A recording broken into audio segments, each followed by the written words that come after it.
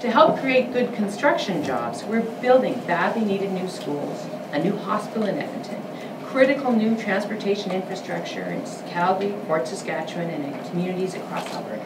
To protect workers in our trade-exposed industries, we were the first of any province to travel to Washington to stand up for Albertans working in industries that rely on cross-border trade: energy, forestry, manufacturing, and agriculture.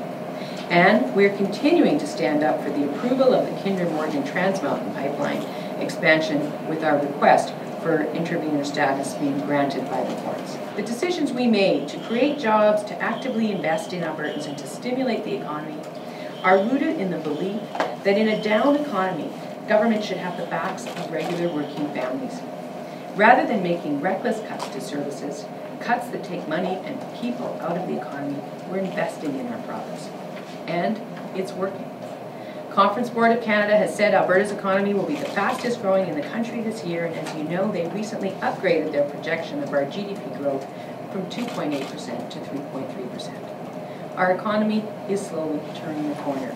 We're not out of the woods yet by no means, but there are the beginnings of positive signs. We're making sure that our young people get a great education, patients get the health care they need, and our most vulnerable citizens are better supported. We made sure that our funding for schools, healthcare, and municipalities is stable and predictable, a key watchword that our government ran in the last election from which we have not diverged.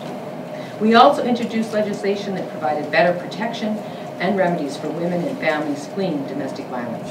We're better protecting consumers from getting ripped off, especially when it comes to protecting the biggest purchase most Albertans will make in their lifetimes, their homes. We also changed security laws to better protect investors. We took new steps to tackle opioid overdoses and make our community safer.